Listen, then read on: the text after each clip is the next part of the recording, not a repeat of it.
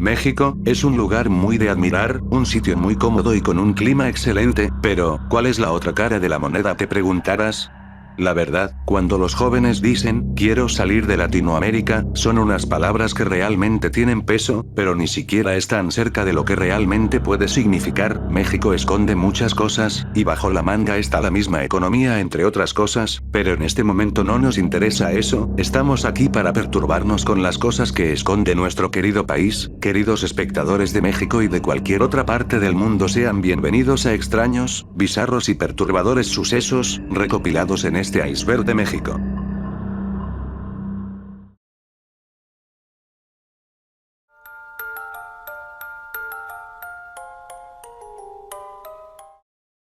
Algo que ya muchos creen posible y es probable que lo sea, corrupción en el sistema político. Todo mundo esperaba que la llegada de la alternancia política y una competencia electoral más vigorosa, abrieran caminos verdaderos para el combate de la corrupción en México.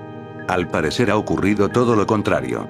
La corrupción en nuestro país no se ha visto reducida y además de su constante aumento parece que esta va en camino de lograr su carta de naturalización, o legalización, en la vida política del país. Lo que yo pienso al respecto es que no se podrá cambiar nada y dolorosamente tendremos que adaptarnos a lo que venga después.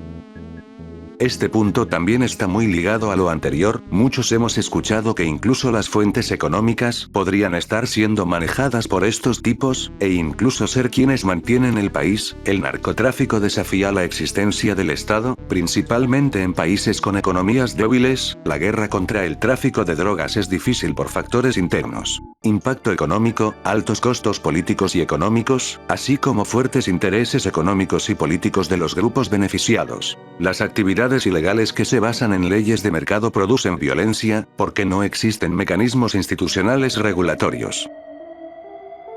El día 5 de junio de 2009, aproximadamente a las 14:45 horas, ocurrió el doloroso incendio en la guardería ABC, en Hermosillo, Sonora. Como resultado fallecieron 49 menores, y hubo varios lesionados de edad y un número indeterminado de niños y adultos lesionados. Todo comenzó en una bodega anexa perteneciente a la Secretaría de Hacienda.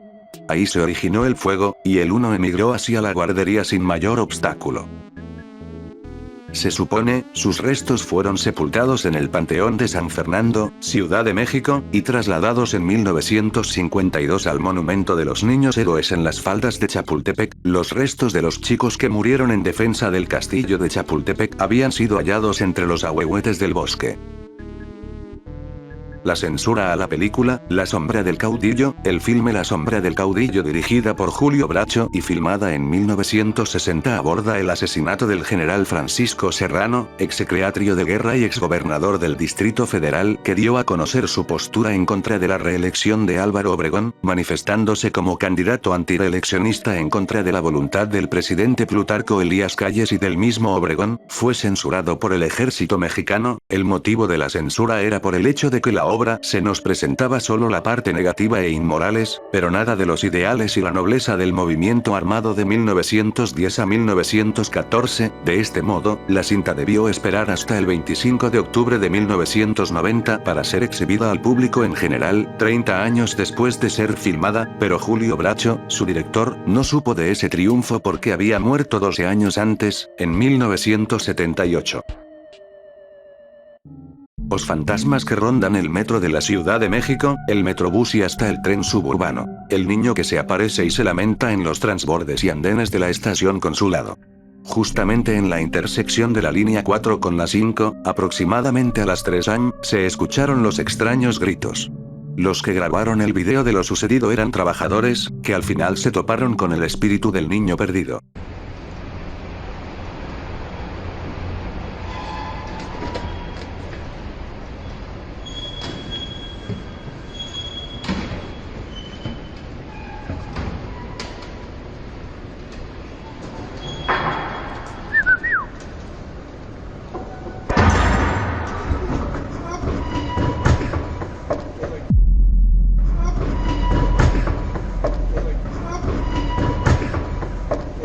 Mira, güey. En la línea 5 del metro, dirección Politécnico, Pantitlán, fue captada una mujer de mediana edad saliendo de las vías del metro. La chica sale a pie desde la obscuridad del túnel, muy cerca de la cabina cerrada de los conductores del transporte. Justamente emerge de la zona prohibida para los pasajeros, la persona que está grabando con su celular la sigue con el celular, pero la mujer no se inmuta y sigue su recorrido en el andén.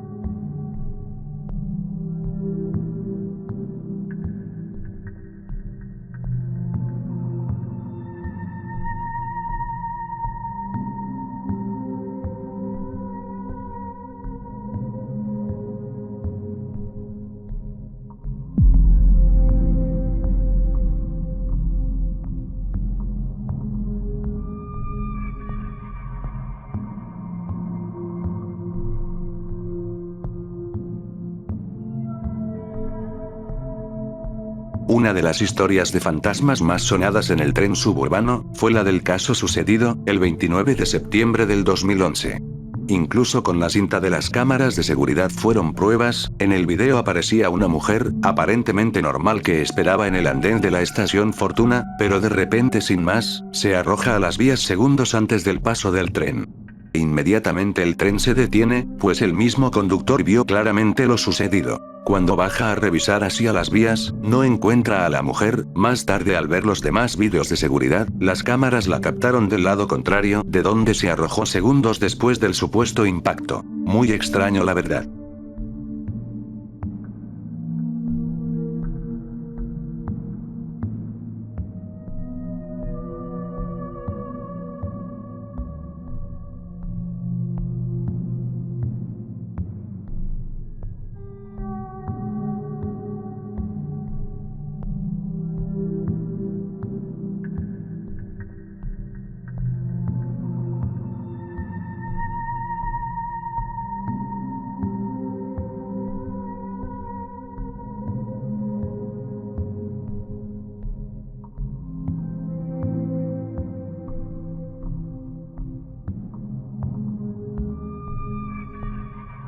La videoteca de Capulina. Sobre la leyenda urbana de que Capulina solía hacer fiestas a las cuales asistían los famosos de México, y conforme la fiesta agarraba tono, algunos se aventuraban a entrar a una habitación en donde se celebraban orgías, y en donde eran grabados mediante cámaras escondidas. También se decía que le gustaba.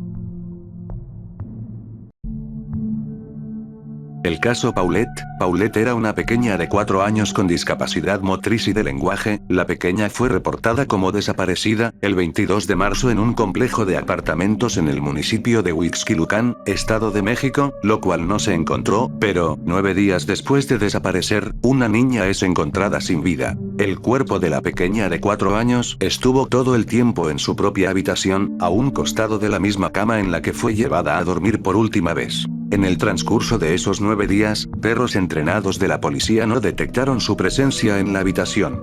Tampoco su madre ni los periodistas que realizaron entrevistas televisivas ahí mismo. La causa de muerte fue por asfixia mecánica por sofocación. El día en que se cayó el sistema y ganó Salinas. En 1988 una supuesta caída del sistema de cómputo provocó dudas acerca de un fraude electoral, cuando Manuel Bartlett era el titular de la Comisión Federal Electoral o los Bueyes de la Luz, encargada del recuento de votos y dio el triunfo a Salinas de Gortari. Recientemente, Bartlett fue nombrado por AMLO como próximo titular de la Comisión Federal de Electricidad, lo cual generó rechazo.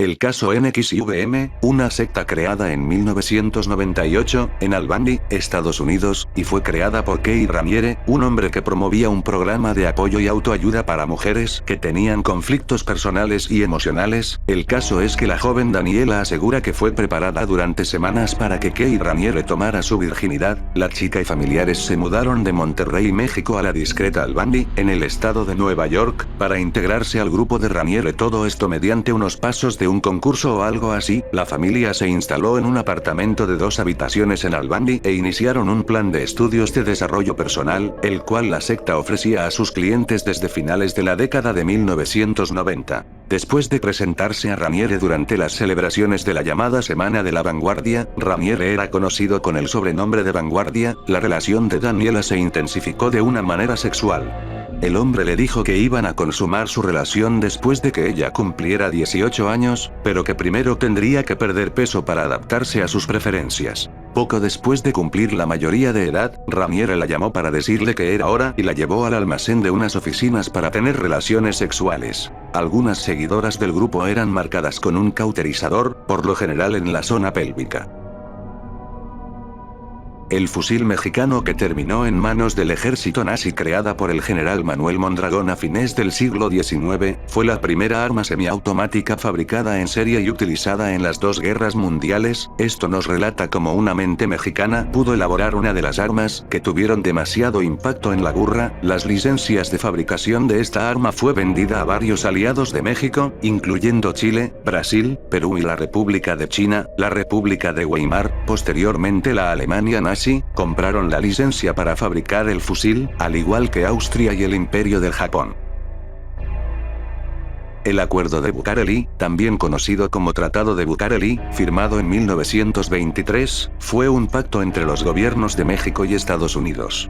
Consistió en dos convenciones de reclamaciones, una especial y otra general. El tratado buscaba canalizar las exigencias de ciudadanos estadounidenses por presuntos daños causados a sus bienes por la Revolución Mexicana y conflictos internos durante el período comprendido entre 1910 y 1921. Las conversaciones tuvieron por sede a la Ciudad de México y se llevaron a cabo en un edificio del gobierno federal ubicado en la calle de Bucareli N85. Las negociaciones se iniciaron el 15 de mayo de 1923 y terminaron el 13 de agosto del mismo año.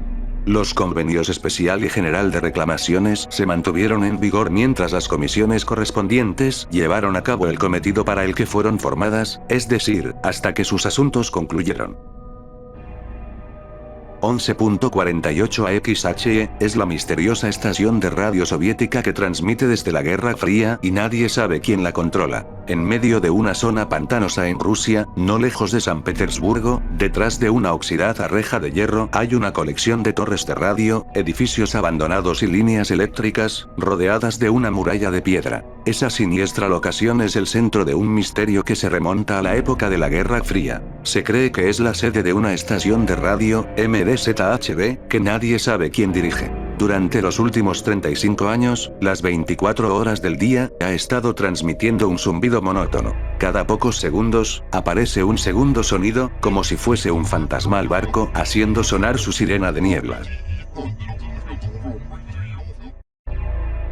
Norberto Rivera Carrera es un religioso y cardenal católico mexicano, arzobispo primado emérito de México, es el 35º sucesor de Fray Juan de Zumárraga y custodio de la imagen de la Virgen de Guadalupe del Tepeyac. Tuvo acusaciones por encubrimiento de curas pederastas, se ha involucrado en las averiguaciones del caso del presbítero Nicolás Aguilar Rivera, perseguido por la policía de Los Ángeles, California, Estados Unidos, y acusado de abuso sexual a más de un centenar de menores, pederastia. En septiembre de 2006 su nombre fue incluido en una denuncia levantada por Joaquín Aguilar Méndez en la cual se acusa a Carrera de presumiblemente ayudar al sacerdote Nicolás Aguilar a evitar ser procesado por actos lascivos contra menores.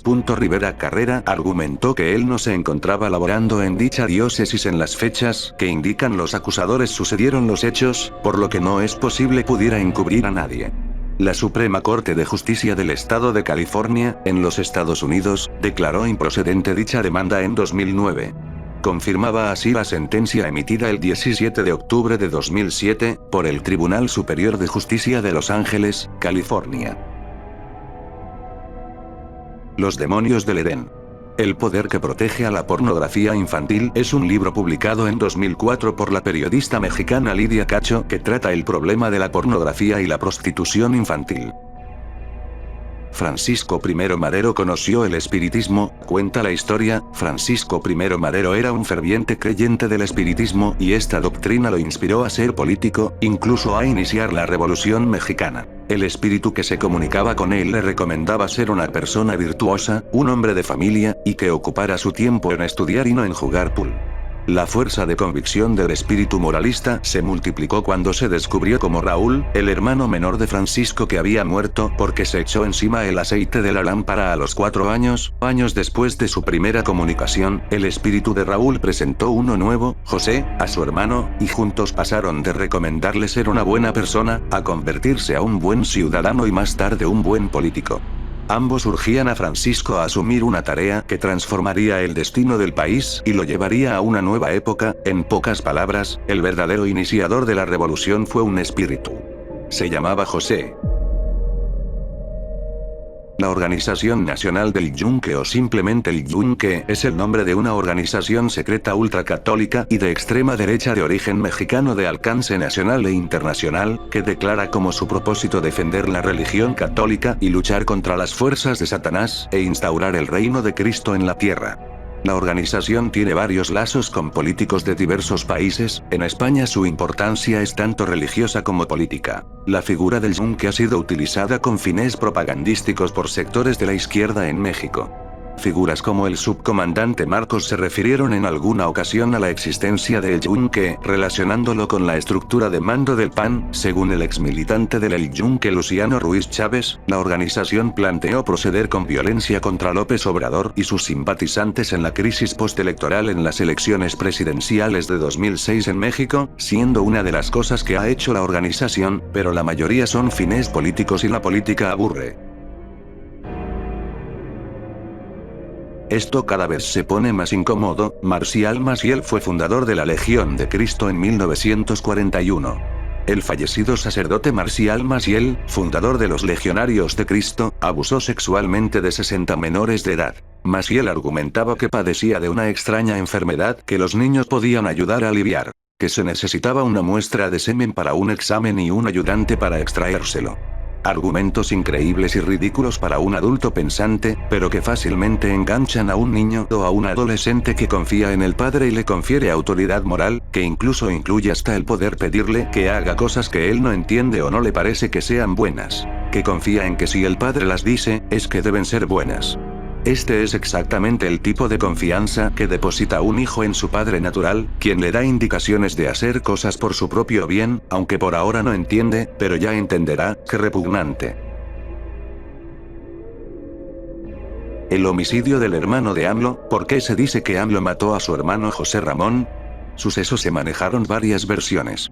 Una es que de acuerdo con el libro Los Suspirantes 2018, el periodista Jorge Cepeda Patterson narró que el hermano de AMLO tomó la pistola, la cual había sido otorgada a su padre como pago de una deuda, para jugar con ella, pero en un descuido cayó al suelo y se accionó. «Deja de jugar con esa pistola». José Ramón le respondió al instante: «No tengas miedo». Y otra vez volvió Andrés Manuel a llamar la atención de su hermano menor: «Guarda esa arma porque se te puede ir un tiro». A esto, José Ramón le respondió: «Lo que pasa contigo es que eres un miedoso. De todo te espantas». En cuanto emprendió el camino hacia la calle, el arma de fuego resbaló de sus manos y se disparó, fue lo que reportó el Diario de Tabasco.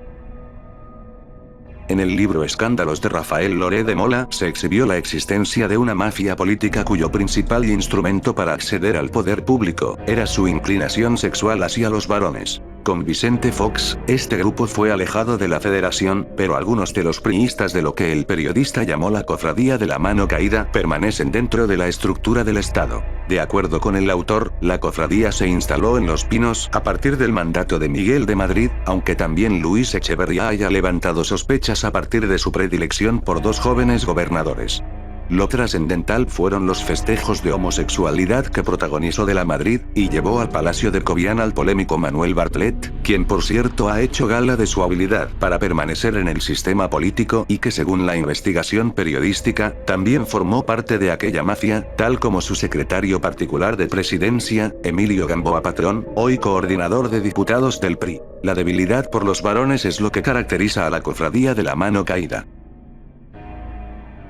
La Feria de Chapultepec fue un parque de diversiones localizado en la segunda sección del bosque de Chapultepec en la Ciudad de México. Fue cerrado el 13 de octubre de 2019, y el motivo fue 2 jóvenes muertos y 2 mujeres heridas. El 28 de septiembre, el último de los carros del juego mecánico Quimera se desprendió de la flecha y cayó desde una altura de 10 metros, lo que provocó que 2 jóvenes murieran y 2 mujeres resultaran lesionadas. Los 2 jóvenes murieron a causa de los golpes en el cráneo, hematomas y escoraciones en diversas partes del cuerpo que les ocasionó la caída.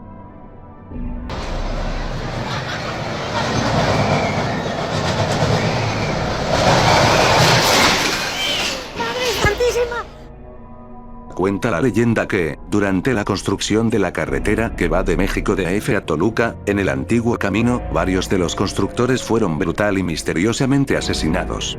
Desde entonces, sus almas aparecen en la zona, se cruzan inesperadamente en el camino y causan accidentes. En el documental, se cuentan algunos hechos paranormales y en esta se nos hace mención sobre la aparición de un niño. Muchos acontecimientos extraños suceden cuando se circula por carreteras sinuosas y poco transitadas, por la noche, bajo una torrencial tormenta. Quienes han tenido la mala suerte de vivir esta experiencia cuentan que, en mitad de una curva en el kilómetro 31, un niño cruza la calzada y, inevitablemente, el vehículo arrolla con fuerza al pequeño cuerpo.